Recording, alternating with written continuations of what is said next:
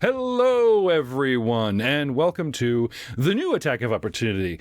How's it changed from the old one? Well, we're still deciding, but I'm pretty sure I've left a bunch of my old habits behind. Probably not. But welcome to Attack of Opportunity. Today we have a big chunk, several players, cast members from the Tavern Tales live play D&D podcast. And I got to ask why they use the live play as opposed to the technical term that's actually an actual play podcast. But we'll get back to that later. Guys, I'm talking to Paige, Mary Claire, and Aaron from Tavern Tales. Guys, thank you so much for being on the show today. Thanks for having us. Yeah, thank you. Thank you. I think Aaron was about to clap there and he hit his microphone. Yay, we're here. Yeah, Probably. lifted my hands to wave. It was Mary Claire. Sorry. So if Bad podcasting behaviors. Sorry. Waving about. Waving your arms about. Well, if you're an animated person like me, I'm constantly searching for the ultimate microphone arm that kind of comes right at you and gives you as much room, leg, head bobbing space, whatever you need to tell a story as a GM, because sure enough, right? And you put all this time and money and mic discipline into this. And then you've got four players that just like, oh yeah, when they're playing, it's like, come on, man, you have this tiny microphone. It's 6 feet from you. Why are you hitting it? It's, sorry. That's a little pet peeve of mine. But guys, let's start with our first instigator. We'll say Mary Claire Gould, who got my attention by banging her microphone.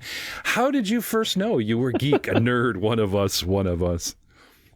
I didn't really have a choice. My dad actually was a creator of role-playing games in the 80s. And so I was literally born into it. He had published his first role-playing game before I was born. It was called Chivalry and Sorcery, and it was second to D&D in the 80s, which is like nothing existed back then, so it wasn't hard. And I've basically RPG'd my whole life. So I didn't like it's like I've never had a choice. It's always forced. It's like those poor Southern little ladies that mom puts you on, like pageants. You go from pageant to pageant, right? It's like, I don't want this kind of thing. So you've had like this RPG, this dramatic forced upon you type of thing. Yeah. Like, so Chivalry and Sorcery was a very high fantasy RPG, but like when I was in grade 4, he ran a game of West End games, Star Wars RPG for me and my friends.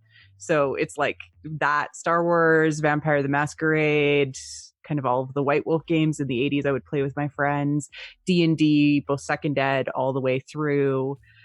I've played every single version of that. I've played multiple versions of RPGs as a playtester. When Chivalry and Sorcery was rebranded in the 90s, I'm actually listed as a playtester on that. Like it's just... It goes on and on. My whole life.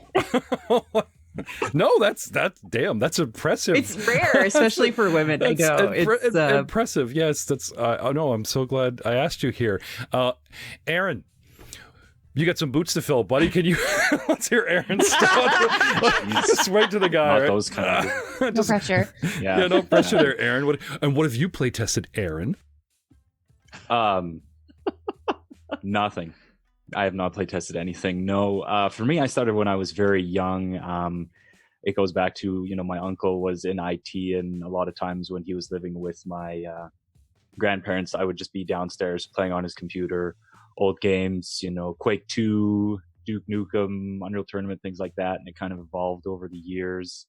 All of the friends I kind of associate myself with are geeks and nerds, Magic the Gathering, you name it. So yeah, for me, it's been pretty much my entire life.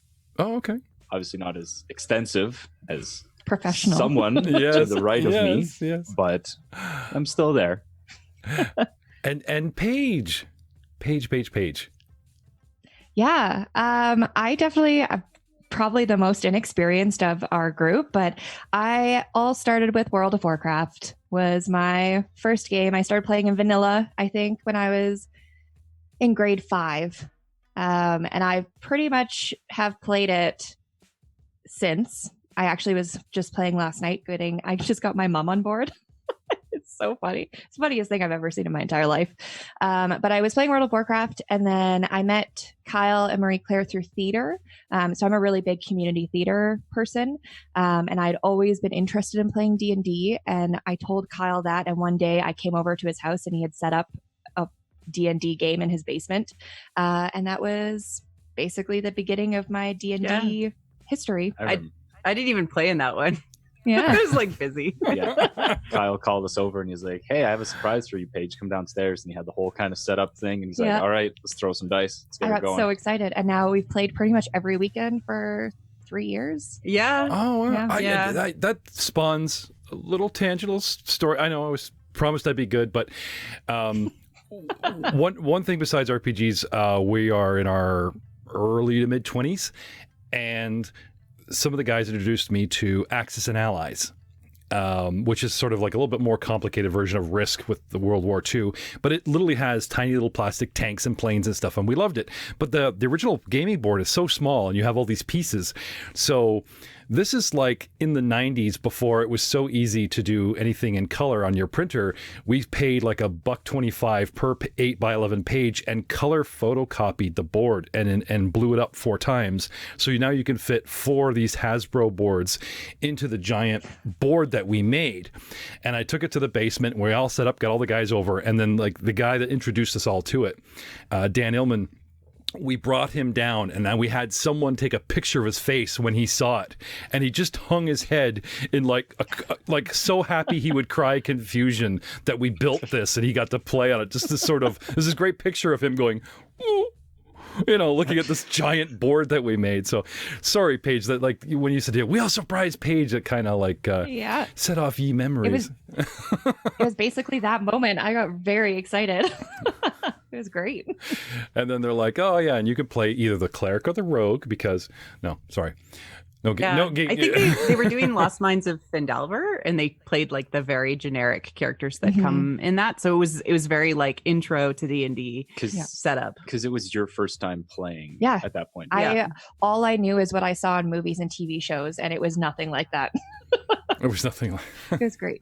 Seeing the old Conan movie maybe, or the old or Willow or anything, and everyone wants to be Mad Mardigan, that kind of thing. And then you're like, no, you have to roll this and do this and move here and step here. Yeah, it's a nightmare. So in an opening explanation, you guys have like answered 3 of my opening questions. So let's see if I can't go off the board here a little bit and ask you something specific. Back to our professional Mary Claire. When you first, it's more like a nerd princess because like I inherited it, right? I love it, nerd princess.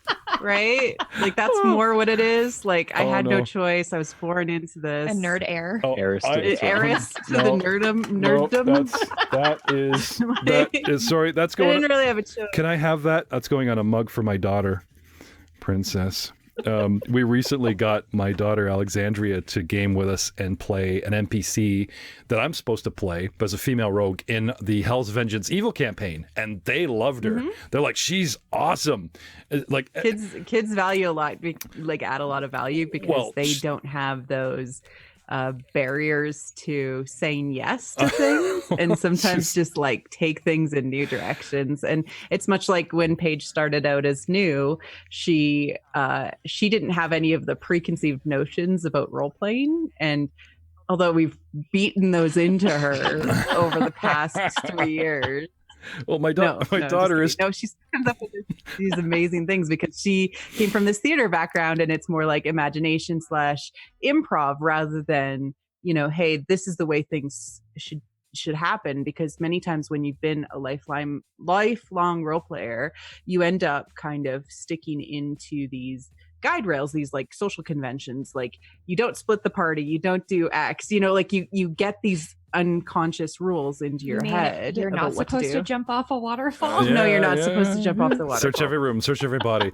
Well, sorry, just 10-foot poles. Just to clarify, my daughter's 24. She's not like a wee and fair, but however, still new. However, the first time we got my stepdaughter playing, she was 16, and they went down a well. They went up into this air bubble, found a secret hallway. My wife's playing the rogue, and she's playing this bard swashbuckler, and the wife accidentally sets off a gas trap. and the village had given them water breathing potions to go down into the well.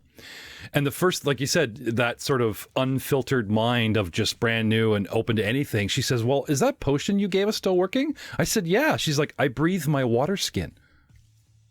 And we all just went, so smart. you know, and I'm like, I'm going to tell that story forever. And then she stopped playing, but that's okay. She might come back. No, she hears it enough. No. Too busy. But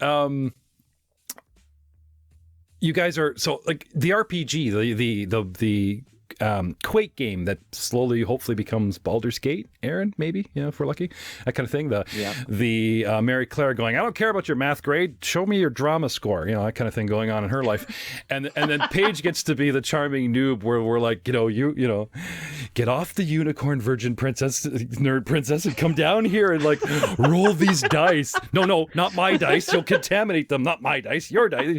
Buy your own. You're not a player. You buy your own dice. That kind of thing going on. What made you guys decide to start making content like that? Because that's like, you could have pizza night, like it's nerd poker. It's everyone comes over and like I've done it, we've done, everybody does it. What crazy person decided to like, hey, let's just share our personal crap with the world and put microphones in front of us that you have to stay up it's on? All Kyle. Yeah, I was gonna say Kyle. Yeah, it's all Kyle, and one. I can tell the story. So we used to do like we've been role playing as a couple like pretty much since we got together. He played in high school with his friends. They would have these massive like weekend, RPGs, like they're playing GURPS or something like that all weekend. Like, so, maybe less commonly known RPGs. They would play all weekends, have a sleepover, eat pizza all weekend. We don't do that as a couple. We would have like, these like, 6-8 hour sessions, like all afternoon into the evening, stop for dinner, make like a really good dinner, have chips, all of these things. But what we were finding was, and this might not be one of the reasons that he decided to do this, but we were finding like maybe people weren't as focused. So like in an 8-hour session, you're not really getting through as much stuff, because you're like not focused for that period of time. And he found like if we recorded it, it would maybe not be as quality or as focused for that period of time. Or if we recorded it, we would be focused for that period of time. There's no chips, there's no pizza, there's no stopping for food. Yeah, casual you're gaming. Focused for like 3 hours. Yeah. You're not just hanging out and gaming. I gotcha. Yeah, so that was kind of like, I think in his mind, like, oh, we could get better quality out of that if we wanted to record this. But really, this all kind of started from an inspiration of both Kyle and I really got into a podcast at the time, and then it eventually became a streaming show, and unfortunately they've stopped since then, called Crit Juice. And they're a Californian-based group of improvisers, professional improvisers, with David Crennan as the DM. And what they would do is anytime they rolled a critical hit or a critical fail, they would drink and record it and then try to edit that. And we're like, okay, so if they can do this drunk, we can at least record ours and edit it and make it like nice and successful. And so he went into this like, I don't know, it felt like 2 months long research and like asking people that we have a group of podcasting friends on Twitter that we all hang out with. We actually have a DM group that we, share advice and all of that stuff. And he basically built what we do from a podcasting perspective from scratch and then said, hey, we're going to do this. We had 2 other people when we started, but they had a life stuff going on. One had to move away. But it's been us 3 players from the beginning with Kyle. And we've gone through, Tales from the Yawning Portal from the start. And then we take breaks to do Dungeon in a Box, which is written by David Crennan, tie back to Crit Juice, who is the DM from that. He creates Dungeon in a Box. So we do kind of a tale from the Yawning Portal and then a module from Dungeon in the Box. And then we continue on. Cool. Mm-hmm. So try to be all encompassing, a little bit of a variety, as opposed to most casts I talk to, they have like one show and they're excited about their new show. and they don't have a concept of what tragically happened with us, where we tried to start a show and it never really took off. And then Rogue One came out. We went, okay, Mummy's Mask can wait. Let's play Star Wars. And we started playing, and it was so relaxed, and we had so much fun. It's like, well, this is easy. We could do another one, and another one, and another one. And here we are trying to spin like 6 shows and be a network. And it's just like, what have we done? And they're like, no, Jeff, what have you done? You did this to us. What have you done? What are we playing tonight? They'd have no, what are we doing? There's all this stuff going on.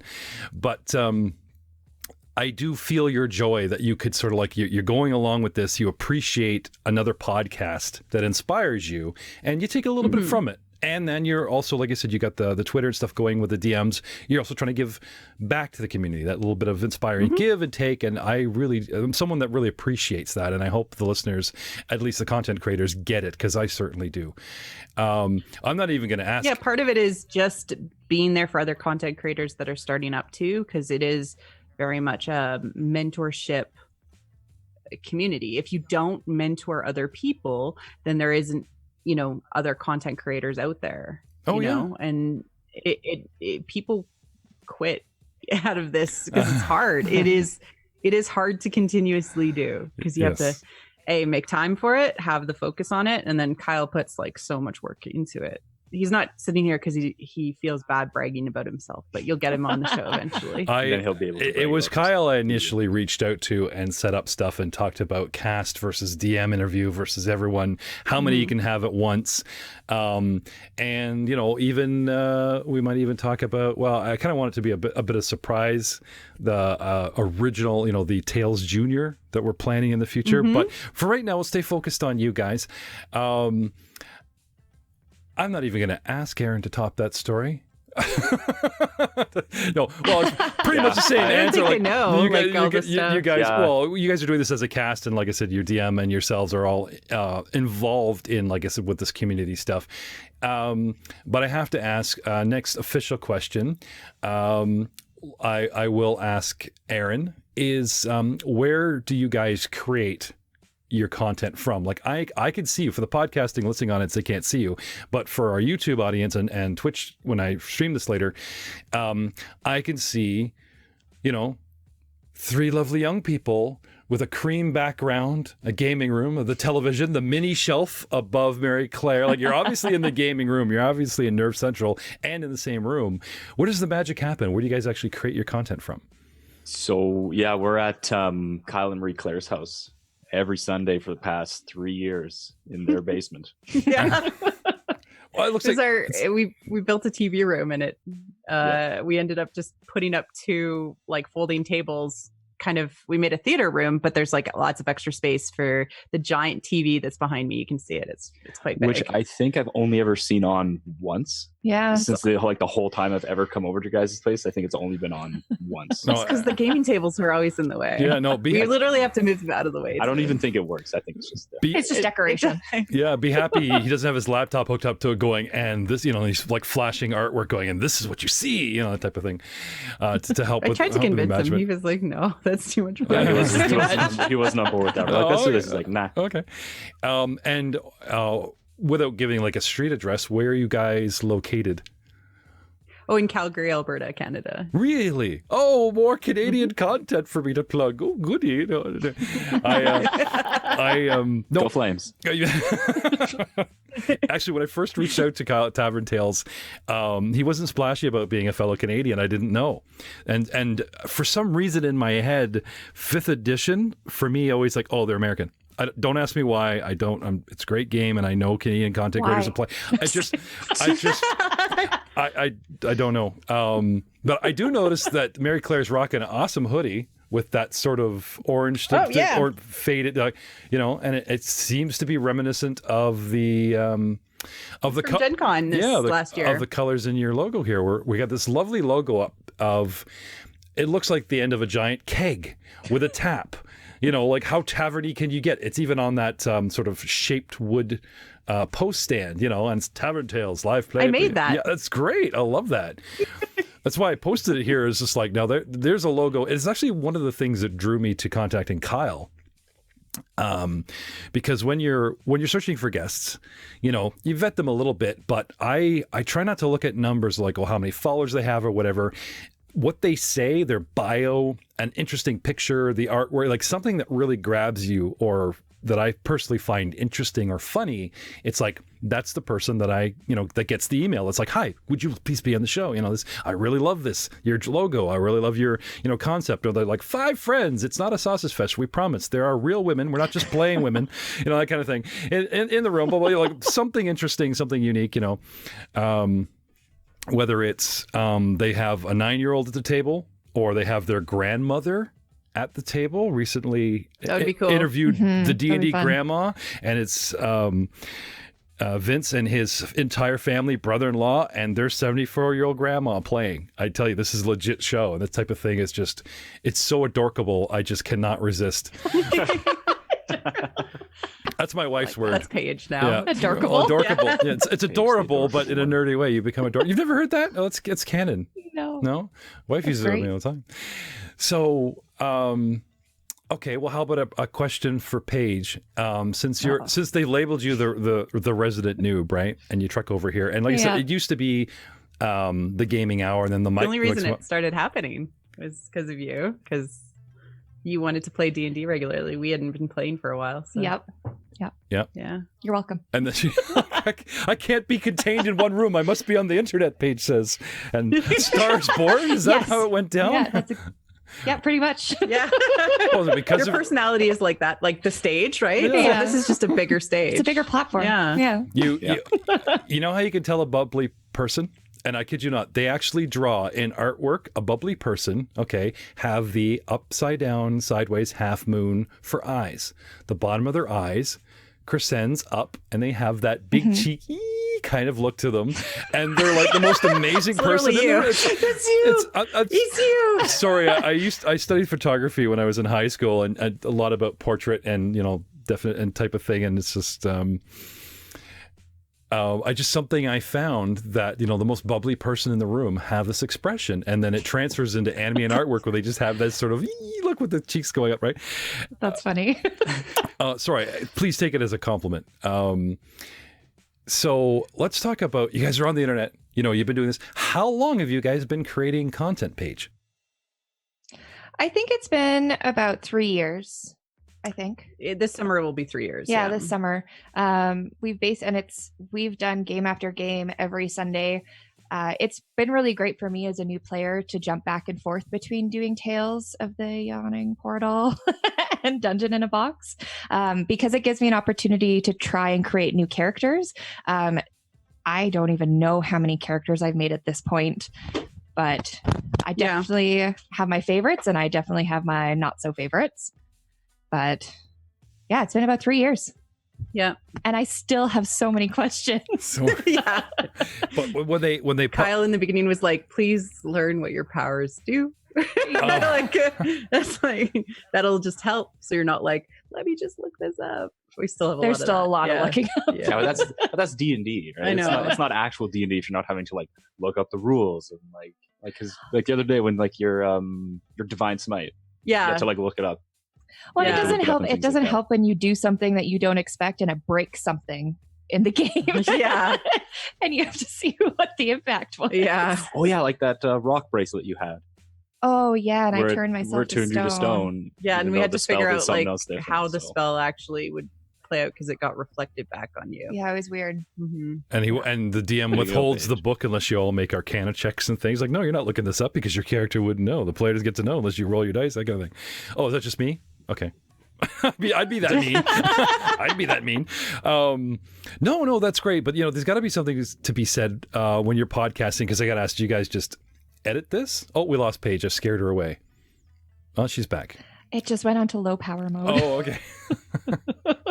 Everyone's moved around. I have to change all my logos. No, that's fine. The first rule, of course, in the books are like, don't read this, just play type of thing. And if someone has an interesting way of applying a spell or whatever, but you are doing the DM a favor. I got to ask though, like, because you guys podcast and edit or whatever, do you just cut that time out when you're looking up rules? Because something we did is there's the joke about a rules lawyer. So I actually have one. in several of my games, because I'm jamming so many, I have a different player as the rules lawyer and so that you don't have one guy that's biased. It's like, okay, in Star Wars, your job is ships. You look up everything on the Force. You look up everything on crafting weapons. You look up it, right? I'll read the whole thing kind of front to back really quickly and read the adventure, and we go. And I'll read on combat and feats and stuff, right? And so we have someone that's like an expert in a certain field of the book. When we got to Pathfinder 2nd edition, and we have so many shows, I just gave it to one guy. So we're playing and we just like, Joe, what's the rule on this? And we're confusing the audience because they're like, who's DMing here? Why are you letting a player, like rules lawyers? Like, I don't know. I have final say. If I don't like what I hear, We're spoiled.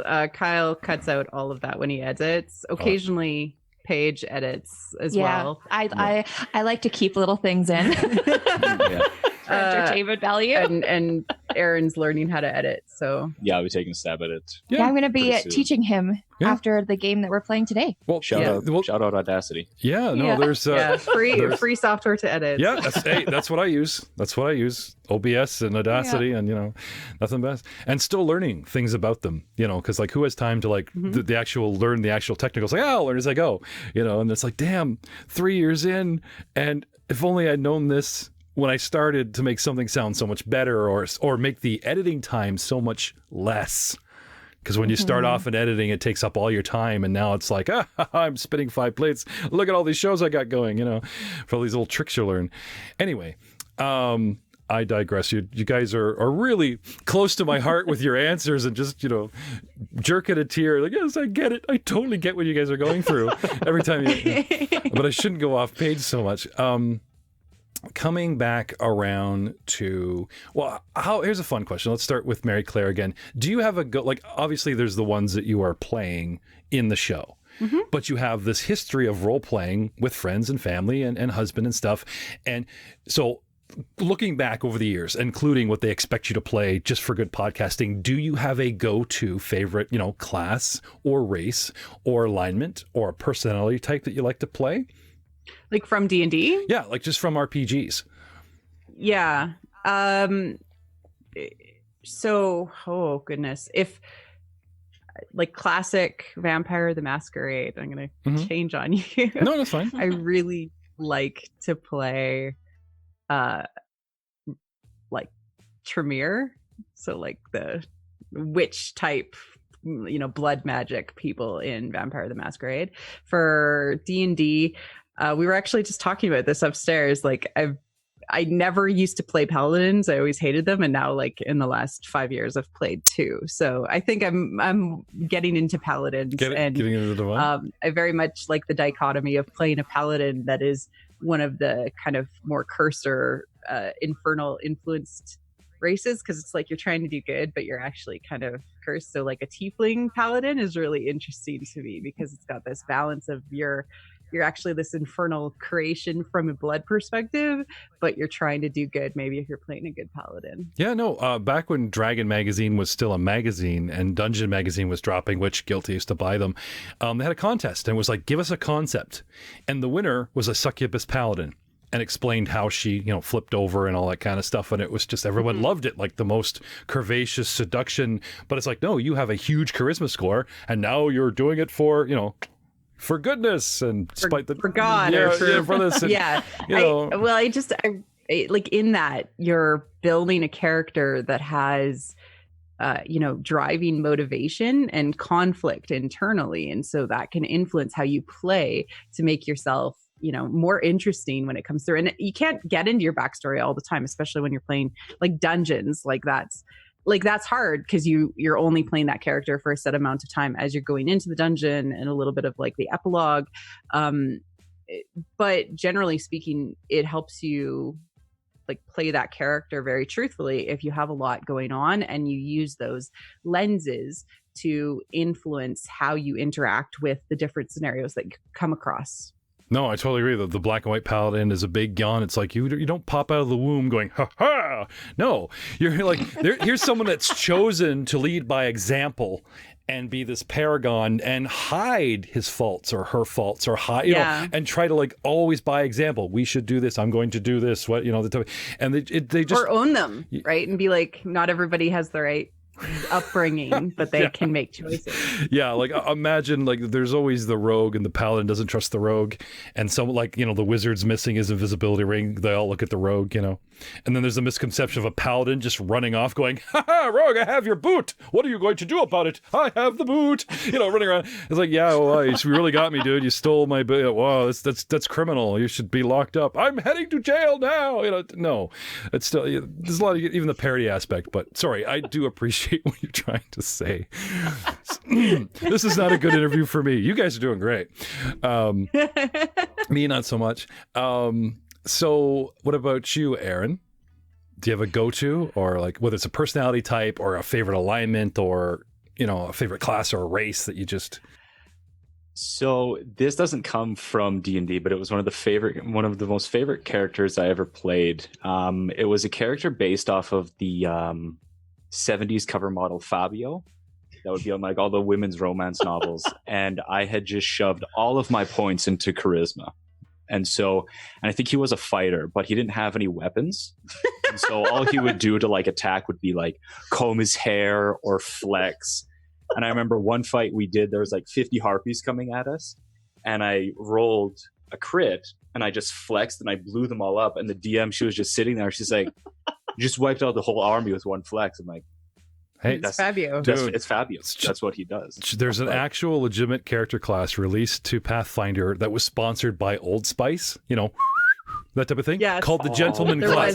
Called the Gentleman Class. Dude, you should read it because it is so good. The Gentleman Class. It's so fabulous. Okay, it's so happening. good. Yep. You're going to try to play that next time? One of my favorite memes. If I can just flex. Yeah. No, the stuff the guy does is awesome. There's my favorite meme. Like they always have D&D or role-playing memes. The absolute best one I've ever seen is it says, "If you have enough ranks in bluff, you do not need a base attack score." And it's like a whole group of heads, like it's all hunting hounds, like packed, cheek to cheek, running, and right in the center, acting like them, is a fox. And it's like, and if you have enough ranks in bluff, you don't need combat. Just anyway, sorry. That's awesome. Yeah, it was so fun. I'll never forget it to this day. Right on. So Paige, Paige, of the two cool characters you've ever played in your short career, what's your favorite? No, sorry. You're in a few now because we're deep into dungeons. No, is there a concept? Yeah. Like so some people ask this question. They're like, "Well, I don't care about race or class, but I love playing chaotic neutral." Oh, really? What a surprise! No, or they're like, "Oh, I just love dwarves," or they love it's acting too, right? Yeah. Well, and I like even with D&D and World of Warcraft and League of Legends that I play, I always pick the same kind of characters, and I know I am a magic ranged player. It's just what I enjoy. Sure. So every single character I pretty much go towards is a ranged magic, something or other, which is a lot of fun. I like being away and not directly in combat. I like doing stuff on the outside and making things happen that people don't expect. Which happens a lot. I'm going to add that to my question, like a tactical build. Mm-hmm. That's I'm adding that to my question. And Paige, I know how to play those. I'm comfortable with them, and I feel like that makes me a stronger player when I know those ones. Yeah, that's 2 for Paige. None for the rest of you. Come on, guys. You're right. The newbies make what did they say about new players? Exactly. I win. That's great. That's true. She did call it. Yeah. So obviously, in these times, I do hate to date a podcast. I'm not going to ask you about going to conventions and gatherings and where people can meet you, but what about social media? Back to Mary Claire, where can we find you online? Facebook, Twitter, handles personally, and for the actual podcast, where's your social presence at? Where can we find you? Sure. So I'm Marie C. Gould is my personal Twitter. And then for the podcast, it's Tavern_Tales. And that's primarily where you can find us. We also have a Facebook group. That's primarily where you can find us is those 3 locations for me. And then I have a more successful, I'm just not even trying to brag. I'm just this is commentary. I have a more successful Star Wars podcast. That's Kyle went to Catacon last year, and he was like, "I have a D&D actual play podcast, but my wife has a more successful Star Wars podcast." And he literally introduced. I was like, "What are you doing?" Just, that bus just all over us. Oh, that's yeah. Get him a t-shirt. Which is called "What the Force." Get him a t-shirt that's got his logo. You know, like the crest size over the breast. Yeah. And then the other entire half of the shirt is your logo. And then under the crest, pointing to one way, it's like, I'm with her. You know, that kind of... Yeah, I'm with her. That's a good one. Well, and he does like so much more work for this podcast. And yeah, it's just Star Wars was really big when I started. And the only reason I started the Star Wars podcast was because we'd already been doing this for 6 months. And we had all the stuff. So please don't say it comes so easy to you. Those of us who are still small and work so hard hate that. We really do. Yeah. So hard. It's not an RPG podcast. It's a discussion podcast where we talk about kind of everything under the sun to do with Star Wars. And now he's officially on it too. So we're talking about the Clone Wars. See, it's a different genre. It doesn't count, Kyle. You can stop crying into your pillow. Okay. So he's really going to hate when we finally get him on for the next interview. He's just going to be like, he's going to have a list of stuff he wants to discuss with you, Jeff. That kind of thing. Like to set this straight. Yeah, exactly. So many things I want to set straight before we begin the actual interview, Mr. Ball. So you've got a talk show about Star Wars. You've got Tavern Tales, and you already discussed about going back to your Crit Juice inspired, the in the box. What's your latest project? What's not the future project that you're discussing hasn't even met the table? Like, just what's your latest greatest thing you got going on right now? Oh, I wrote an actual or an audio drama called Fangirls. Ooh. And had that acted out. And yeah, that's me personally, but for... No, it's fine. No, Aaron, can you top podcast. That again? Yeah, I also did that. Yeah. Which we participated in. We did. Yes, you guys both participated. They both acted in because, you've got voice actors basically sitting around a table. Yeah, free ones. But I wrote and directed an actual play or an audio drama as well. No, it's fine. It's really the only way Aaron's going to ever break out with under your genius. It's fine. Okay, so he's so quiet around the D&D table too. Yes. Okay, that is a normal thing. I am the quietest at the game and in the table. Yes. So. Yes, but when you do speak up, man, you've got that rich coffee house voice. Funny. I love it. It's just and my character. Well, it's tough because a large portion of the people at the D&D table all have some sort of acting or theater musical background performance. Or musical performance, right? So, and I'm just this sweaty nerd who is here. So I can confirm that. Yeah. Everybody has their thing. Okay. I was talking about a rules lawyer. Okay. So my friend Joe Gibson, who very recently joined the cast, doesn't do voices. He's the tactician. He loves party tactics and plays it right. But he lights up when you get him talking about rules and explaining it. And so that's one of the reasons we made him rules lawyer is when he plays, he's like, I do this, right? But you ask him to explain a rule, and he says, well, and then he just lights up. You'll find your niche, Aaron. Don't worry. Don't. I'll find my place. I kind of do that with our Magic the Gathering group because they're all kind of new, and I'm more experienced in it, so I know a majority of the rules. Well, there you go. Hey.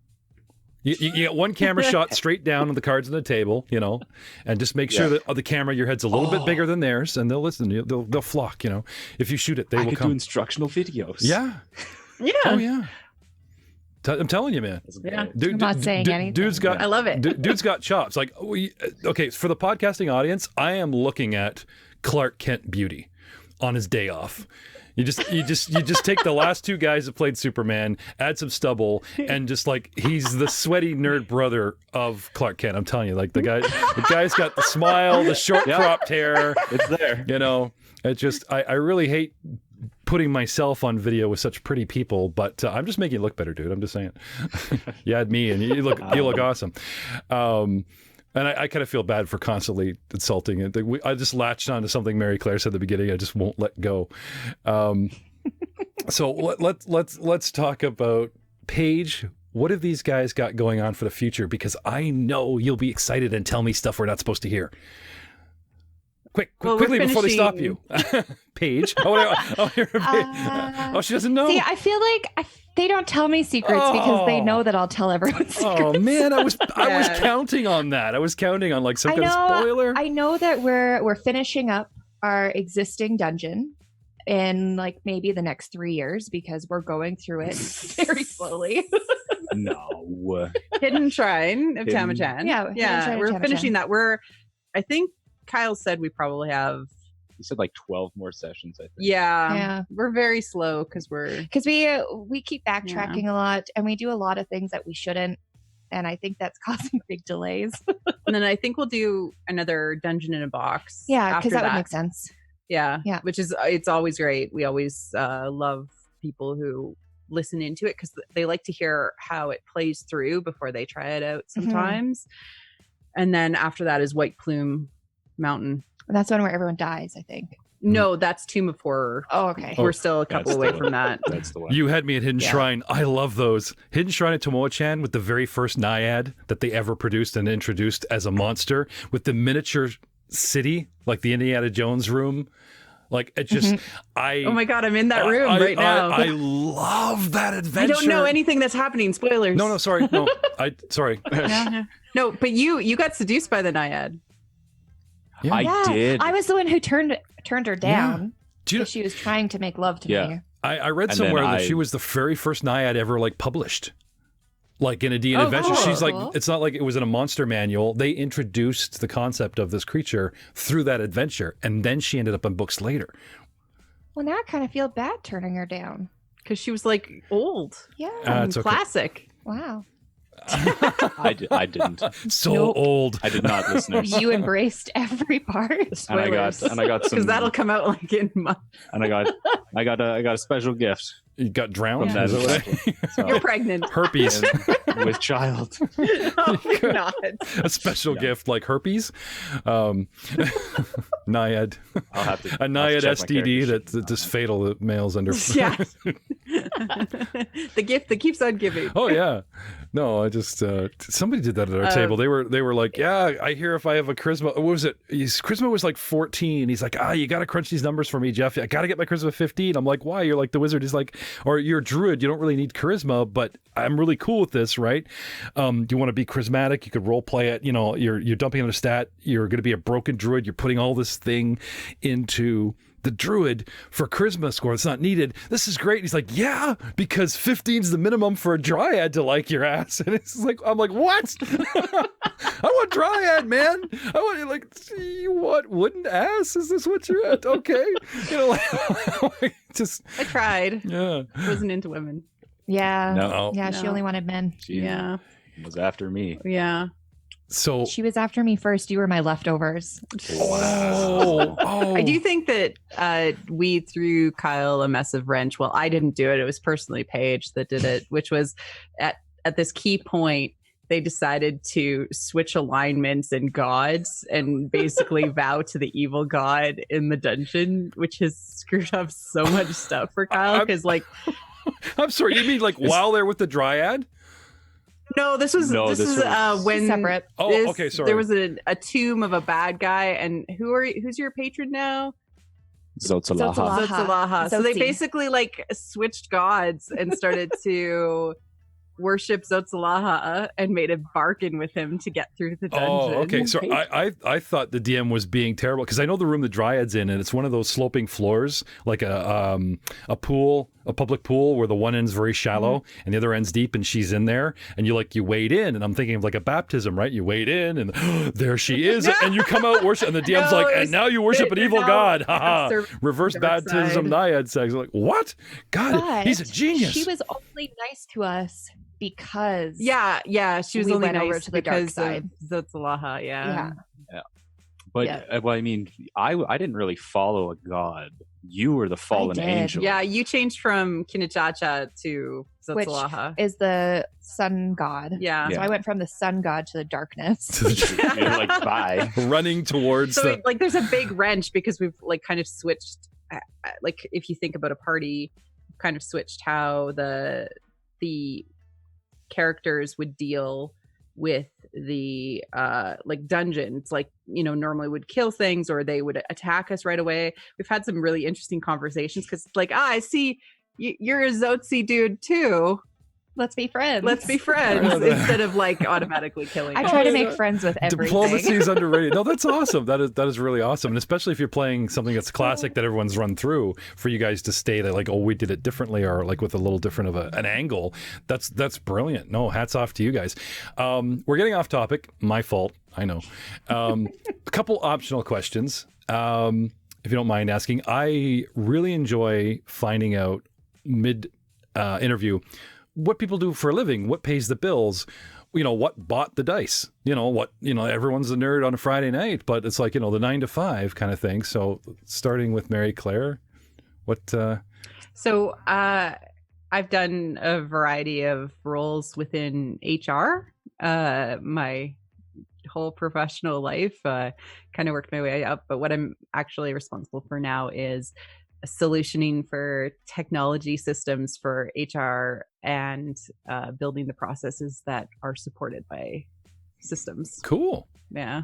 And so that's what I do now. Yeah, no, that's good. No, Aaron, when you're not stump double for, you know, whatever Superman movie's about to tank, what do you do for us? Yeah, for me, I'm doing IT, and I've been doing IT for the past 10 years now. I started, I think they have some out there in Toronto. Memory Express, I think, is the thing in Toronto. But yeah, I've worked at Memory Express, and I work for a financial institution here in Calgary, doing IT. Cool. And Paige? I won't go into too much detail because I don't want people to stop watching you. But I also work for a financial institution here in Calgary. That's how Aaron and I met. I've been Office Romance. Office Romance, entirely same team. Yep. I have been working at a bank for, I think I'm coming up on 8 or 9 years. So cool. Yeah.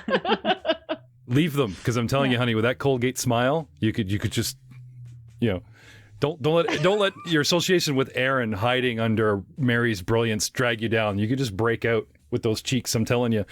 But I'm trying. I mean, if anyone wants to hire me for voice acting, let me know. Well, you know, funny you should ask. One thing I always love, and usually I do this off camera, but you guys have been really good sports about, like, I really kind of was supposed to step left and behave, and I really kind of stepped right and misbehave and went off on way too many tangents. So I'll tell you live. Anyone I interview, we always ask, you know, would you like to do a walk-on cameo as an NPC in any of our shows, whether there's like a favorite, you know, because like, oh, you know, you're doing Mummy's Mask. I love this character. How are you doing? I'm like, well, why would you like to play them for 5 minutes, you know? But getting someone to commit for 2 or 3 weeks to get the character done on like a Friday night or a Monday night is usually next to impossible. But I do find that selling our Star Wars pod cameo idea is really good currency out there. People are like, not that Mary would be interested, I'm sure, but you know, like